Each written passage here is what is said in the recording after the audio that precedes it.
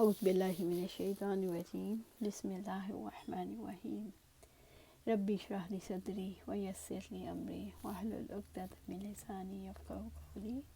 ہم دیکھ رہے تھے کتاب الحیض۔ اگر کسی عورت کو ایک ہی مہینے میں 3 بار حیض آ جائے، جب حیض آنے کا امکان ہو تو حیض اور حمل کے متعلق عورتوں کی تصدیق کی جائے گی، کیونکہ ارشاد باری تعالیٰ ہے ان عورتوں کے لیے جائز نہیں جو کچھ اللہ تعالیٰ نے ان کے رحم میں پیدا کیا ہے وہ اسے چھپائیں۔ حضرت علی رضی اللہ تعالیٰ عنہ اور قاضی شرعی سے منقول ہے، اگر عورت کے گھرانے کا کوئی دیندار فرد گواہی دے کہ اس عورت کو ایک مہینے میں 3 مرتبہ حیض آیا ہے تو اس کی تصدیق کی جائے گی۔ حضرت عطا نے کہا عورت کے حیض کے دن اتنے ہی ہوں گے جتنے پہلے ہوتے تھے، اور یہ بھی کہا کہ حضرت عطا نے یہ بھی کہا کہ حیض 1 دن سے 15 دن تک ہو سکتا ہے۔ انہوں نے ابن سیرین سے ایک ایسی عورت کے متعلق دریافت کیا جو اپنی عادت کے مطابق حیض آ جانے کے بعد 5 دن تک خون دیکھتی ہے۔ انہوں نے جواب دیا عورتیں اپنے معاملات کے متعلق زیادہ علم رکھتی ہے۔ حضرت عائشہ رضی اللہ تعالیٰ عنہ سے روایت ہے، حضرت فاطمہ رضی اللہ تعالیٰ عنہ نے اپنے نبی صلی اللہ علیہ وسلم سے پوچھا، بنت جیش، مجھے آپ صلی اللہ علیہ وسلم سے پوچھا کہ مجھے استحاضے کا خون آتا ہے اور میں مدتوں پاک نہیں ہو سکتی تو کیا میں نماز چھوڑ دیا کروں؟ تو آپ نے فرمایا نہیں، یہ تو ایک رگ کا خون ہے، ہاں اتنے دن نماز چھوڑ دیا کرو جن میں اس بیماری سے قبل تمہیں حیض آیا کرتا تھا، اس کے بعد غسل کر کے نماز پڑھا کرو۔ حضرت عطا بن ابی رباح نے فرمایا اگر متعلقہ عورت 1 ماہ میں 3 حیض گزر جانے کا دعویٰ کرتی ہے تو دیکھا جائے گا طلاق سے قبل اس کی عادت کیا تھی۔ اگر اسے 1 ماہ میں 3 مرتبہ حیض آنے کی عادت تھی تو اس کا دعویٰ تسلیم کیا جائے گا۔ بصورت دیگر یہ سمجھا جائے گا یہ اپنے شوہر سے پیچھا چھڑانے کا دعویٰ کر رہی ہے اور اس کی تصدیق نہیں کی جائے گی، کیونکہ اس بہانے خاوند کا حق رجوع باطل کر رہی ہے۔ ایام حیض کے علاوہ زرد اور خاکستر رطوبت کا آنا۔ ام عطیہ رضی اللہ تعالیٰ عنہ سے روایت ہے، انہوں نے فرمایا ہم زرد اور خاکستری رنگ کی رطوبت کو کوئی اہمیت نہیں دیتی تھی۔ ایام حیض کے علاوہ اگر زرد یا خاکستر رنگ کی رطوبت آئے تو اسے کوئی اہمیت نہ دی جائے، جیسا کہ حدیث ام عطیہ میں ہے۔ اگر ایام حیض میں اس طرح کی رطوبت برآمد ہو تو اسے حیض شمار کیا جائے، جیسا کہ حضرت عائشہ رضی اللہ تعالیٰ عنہ کے حیض سے متعلق احکام ہیں۔ روایت سے معلوم ہوتا ہے اس کے علاوہ حضرت ام عطیہ رضی اللہ تعالیٰ عنہ کی روایت بئی الفاظ بھی مروی ہیں کہ طہر کے بعد ہم زرد اور خاکستری رنگ کی رطوبت کو کچھ اہمیت نہیں دیتی۔ استحاضے کی رگ کا بیان۔ حضرت عائشہ رضی اللہ تعالیٰ عنہ زوجہ نبی صلی اللہ علیہ وسلم سے روایت ہے کہ حضرت ام حبیبہ 7 سال تک مستحاضہ رہیں۔ انہوں نے اس کے متعلق رسول اللہ صلی اللہ علیہ وسلم سے دریافت کیا تو آپ نے انہیں غسل کرنے کا حکم دیا اور فرمایا یہ رگ کا خون ہے، چنانچہ حضرت ام حبیبہ رضی اللہ تعالیٰ عنہ ہر نماز کے لیے غسل کرتی تھیں۔ طواف افاضہ کے بعد عورت کو حیض آنا۔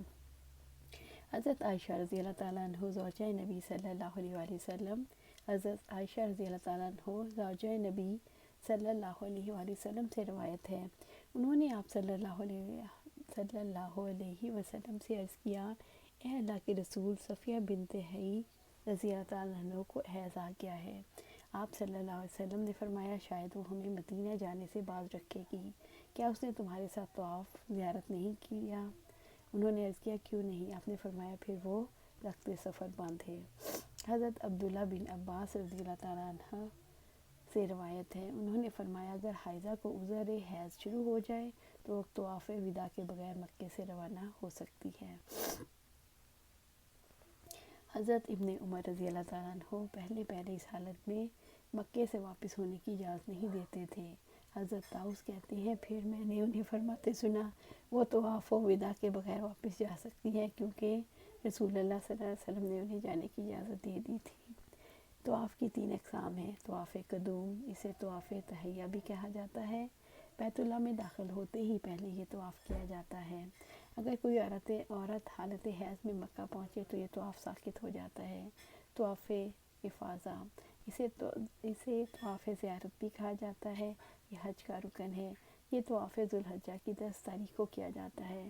یہ کسی حالت میں ساقط نہیں ہوتا۔ اگر عورت کو حیض آ جائے تو وہ اس کے ختم ہونے کا انتظار کرے اور طواف افاضہ کر کے وطن واپس آئے۔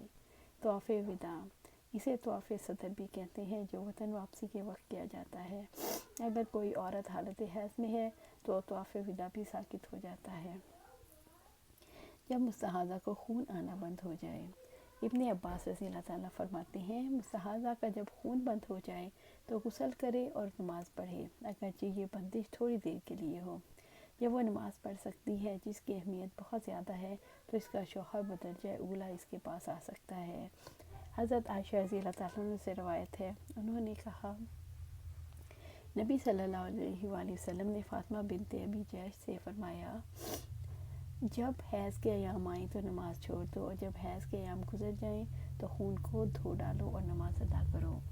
علامہ سندھی نے عنوان کا مقصد ان الفاظ میں بیان کیا کہ اس مقام پر طہر سے مراد خون حیض کا انقطاع ہے، مطلق خون کا بند ہونا مراد نہیں، کیونکہ کلام تو اس عورت سے متعلق ہے جو خون استحاضہ کی حالت سے دوچار ہو، اس کا خون بند نہ ہو رہا ہو۔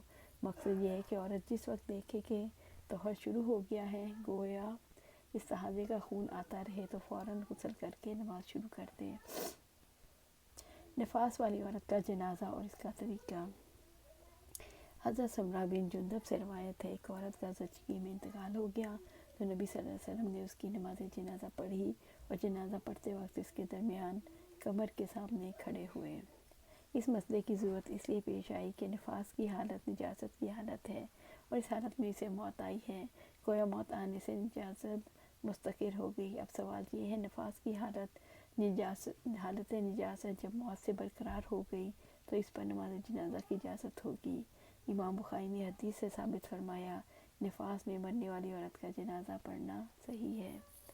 یہیں پر آج ہم ختم کرتے ہیں، انشاءاللہ پھر ادھر سے کنٹینیو کریں گے۔ اللہ سبحانہ تعالیٰ ہمیں ان حدیث پر عمل کرنے کی توفیق دے اور اس کو آگے دوسروں تک پھیلانے اور ان کو سمجھانے اور ان کو اس پر عمل کرنے کی توجہ دلانی چاہیے، اور اللہ سبحانہ تعالیٰ ہمیں قرآن و سنت پر عمل کرنے کی توفیق دے اور اس پر استقامت دے۔ آمین یا رب العالمین۔